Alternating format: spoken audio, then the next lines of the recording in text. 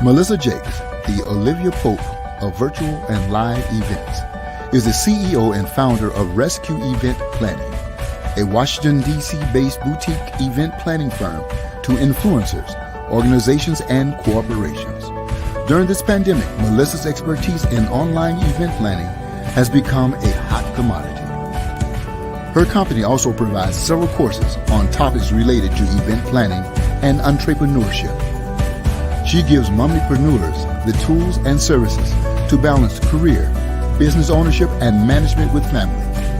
Melissa has spoken at several events such as Facebook Boost and conducted workshops at universities and small businesses. She has been featured in several publications such as Event Planner Association Podcast, Rent My Wedding Magazine, Morgan State University, iHeartRadio, CEO Blog Nation, BET Influencer, and Event Planner Expo 2020. She provides entrepreneurs with special tools to combat what she calls FWD, fear, worry, and doubt obstacles, in order to break through and become successful owners. Mommypreneurs, let's welcome Melissa Jakes. Happy Wednesday, mompreneurs! I hope you're having an amazing Wednesday. It's been a busy week for us over here, but I'm so excited to be with you guys this evening. So do me a favor, if you're joining for the first time, I want you to put hashtag first timer. Let us know that you're joining us for the first time.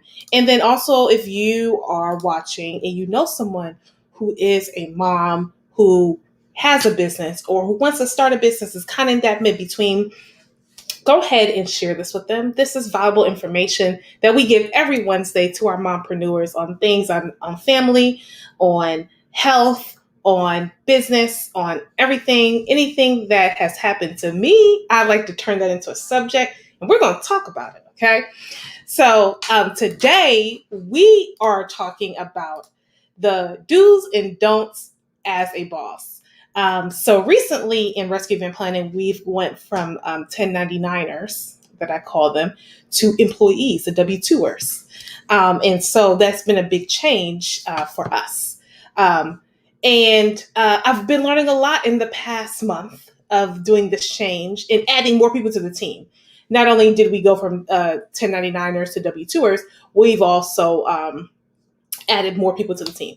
So it has been an interesting journey and learning a lot. And so, like I said, anything that I go through, I have now turned that into an experience and turned into a topic to talk about some things that I've learned, some things that I could, you could definitely put in the comments and share anything that you've gone through. And recently, I have talked to a good friend of mine who's going through the same thing. She's a business owner, amazing person. She has two type of businesses at this moment. And we were literally just talking about the same thing. So I didn't feel alone. So for all my business owners out there, whether you're a mom or not, this could be definitely relate. You could definitely relate to this. So I am excited to talk about this. So the do's and don'ts as a boss. So here's a couple of things that I have definitely learned that you definitely need to make sure you do. So here's our do's. Take time, and we're going to put this up on the screen as well so that you can follow along if you want to take notes. So I'm just going to create a little ticker here so we can add it. Okay, cool. Take an interest in your employees or your 1099ers, whichever. It's basically getting to know them individually outside of the work realm and make an effort to get to know more about them and what they kind of do outside of the work hours. What's their interests? What do they want to grow in? What are they doing? What makes them happy? Do they do 5K runs? And can the company then now maybe do a contribution on their behalf. Is that something that you can do?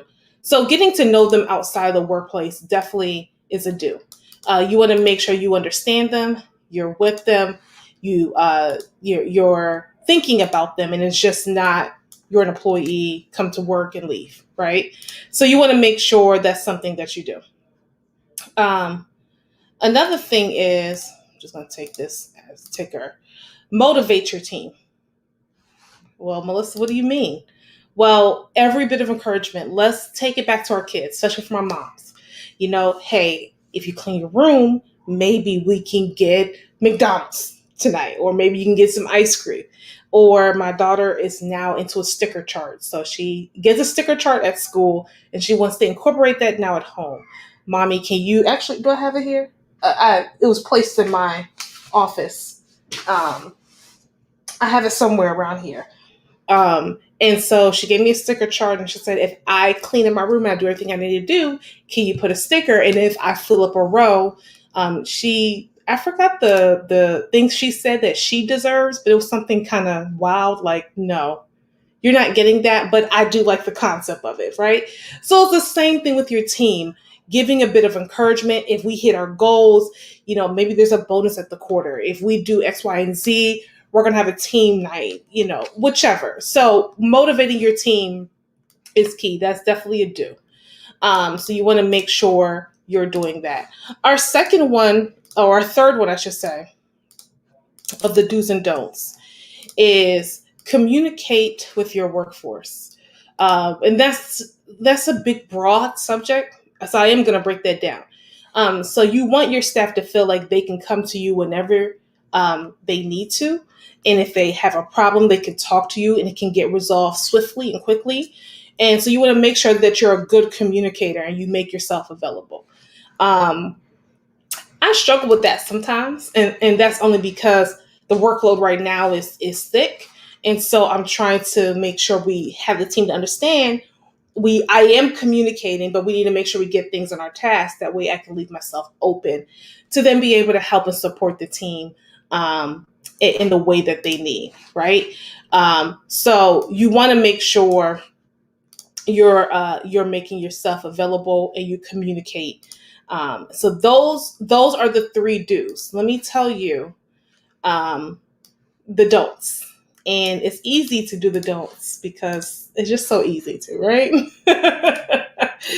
So for the don'ts, we have, please do not pass the blame to your team.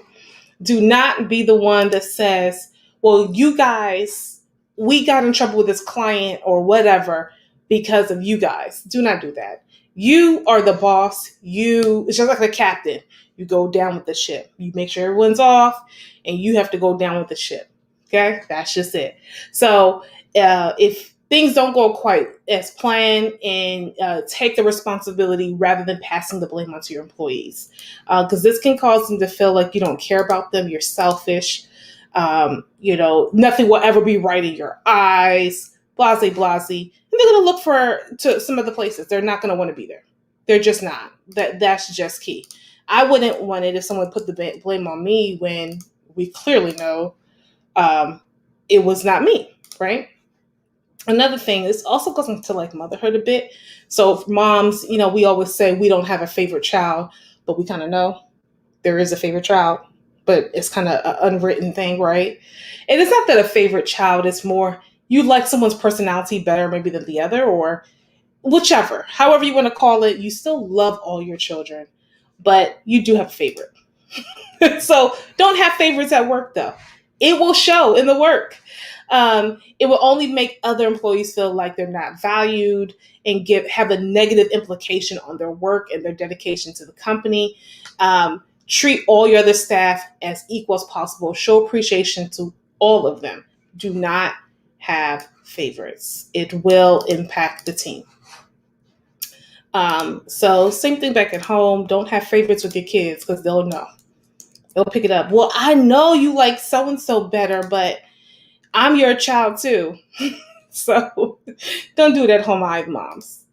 Our third one is don't let stress get the best of you. And don't let stress sorry, don't let stress get the better of you or the best of you. Same concept, right? So managing a business or other staff can be stressful. Yes, it can. It sure can, okay? But don't try to lose your cool. If you need help, don't be afraid to ask it rather than crumbling under pressure. I think this is one of the biggest things that bosses would do. And moms, we're guilty, right? I think it's in our DNA. We will easily sit there and try to take over the world. Super mom, I'm called that all the time. Super mom, super Melissa, whichever, however, and we take it all on and we don't ask for help. You have to. There's no way you can run a business and think that you can do this by yourself. Absolutely not. So you need to make sure that you don't let the stress get the best of you or the better of you, however you want to use the phrase, and ask for help. Show that you're vulnerable, not too vulnerable that you don't know what you're doing in your business, but vulnerable that you know that you need help in the way that if you can get help, this is how you grow. Perfect example. I told my team, I said, listen, I went around the room and in our virtual office, we have a virtual office that we meet on. And I said, I think that we're struggling a bit. All of us, me included. I think we're all struggling a bit. And I think that I want to hear from everyone what we're doing well and what we can work on, right? And so I'm hearing it from everyone and heard some very great suggestions and ways that they're like, well, we know you and such are very busy. So we don't want to overwhelm you with X, Y, and Z because we know that you're busy. And so we don't want to bother you, basically. And I told them, no, I want you to bother me. Yes, I am busy. However, doing it wrong and spending time on it is a waste of time versus doing it right the first time and getting help with it. So there are ways that we could have gotten better, right? And so all of that is, I told them that I can't do this and grow the business if I'm stuck in the weeds. And I think as bosses, we do that a lot. We get into the weeds. You are a boss of a company. Are you trying to stay here or are you trying to go here? And so if you're trying to go here, you cannot be in the weeds. You have to manage, yes, follow up, make sure projects are moving, X, Y, and Z. However, you cannot be the one sitting there saying, okay, I'm about to create this flyer, doing this. Hey, how you doing over there? Da, da, da, da. No, you need to be a higher on that macro level and say, okay, this project, tell me what's going on, right? Okay, you need help with that? All right, here's some resources. Okay, I can take a portion of this, help you out a bit, blah, blah, blah, blah. Give it back to the team, finish this up, send me their final project. That is what a boss is doing. That's the movement, right? So you got to get to the higher level. If you are like, I don't like that because it is management. Some people who start a business and they're growing and scaling don't realize they don't like being the manager. They like being in the weeds. You won't be able to scale your business if you're in the weeds. So, if you consider yourself a boss and you want to scale, you need to understand what a boss does and what a boss needs to do and what they shouldn't do. And so you cannot be sitting there cramming out with your team on a certain project. You have to be the one forward thinking because who's paying the bills for the team in 6 months? If you're down on this project but haven't submitted your invoices. Okay, I quickly had to learn that. What you got an inquiry and you didn't submit an invoice and it's been 3 days? That's a problem. You need that income in the future, and so you can't be in the weeds. So those are our three things of the do's and the don'ts. So just to recap, our do's are definitely make it interesting to your employees. Know about them. Know about their favorites, what they like to do, their colors, what's their favorite food, all that stuff. I like to know that because when it comes around birthdays and celebrations, I want to do some fun stuff, right? Motivate your team. I'm competitive, so I like to do a little competitive thing. Let's go, just like with Gabby. She wants her little sticker chart. Okay, do an employee chart. Who finished all their tasks for the week? Maybe there's an employee of the month. You think of those different things and those reaching those goals, motivating your staff will give them better motivation to finish it, be on time, and just not feel like they're running the wheel. Communicate. Overly communicate. Make sure you communicate. but communicate, but also make yourself available so that if they feel like there's a problem, they can come to you. They feel comfortable coming to you, and you can resolve whatever the issue is. Do not blame your team for everything. Come on now. Don't do that. That's not a good boss. You're the captain. You go down with the ship. You take down the blame and say, I must have not done something right to communicate well. So put that blame on yourself. Don't have favorites, just like your kids. Don't pick favorites. It will change the culture of the company. And don't let the stress get the best of you. Manage your business, and managing staff can be stressful, but you do not want that to roll over into it looks like you don't know what in the world you're doing in your business and who am I working for? Okay. So if you need help, make sure you're doing that rather than crumbling under pressure. So I really hope that these tips have helped you on your do's and your don'ts of being a boss. As a mom, this rolls over right back into the household of who's taking out the trash, who's doing this, who's doing that. You want to make sure that you are having a handle of your life as well, right? So you want to make sure that the same thing that you do in your business, you can definitely manage your home in the same way. And ask for help. It's easy for women entrepreneurs not to ask for help. Even in career, not to ask for help because it seems like we're weak, we don't know what we're doing, we can't get things done. Oh, because the kids and that, blah, blah, blah. No, it's just we need help. It has nothing to do with being a woman. However, it seems weak. So we don't like to ask for help a lot. But it's okay. You need to ask for help because there's no way that you're going to grow in your business, in your life. You're going to be stressed. Heart health is important. Women are the lead people to have a heart attack. And so our heart health is so important. We need to make sure we do that. So I hope this was helpful for you guys. And I appreciate you guys watching. Again, my name is Melissa Jakes. I am CEO and founder of Rescue Event Planning. And I want to do something and invite you guys to this event. Okay. So I am having my second annual Money, Mimosas, and Mommypreneurs. And right now we are having a discount on tickets if you register before the 24th. There's an early bird. I'm going to put it in the chat so everyone can get it. Early bird discount ends on September 24th if you enter the code MIMOSAS. Okay.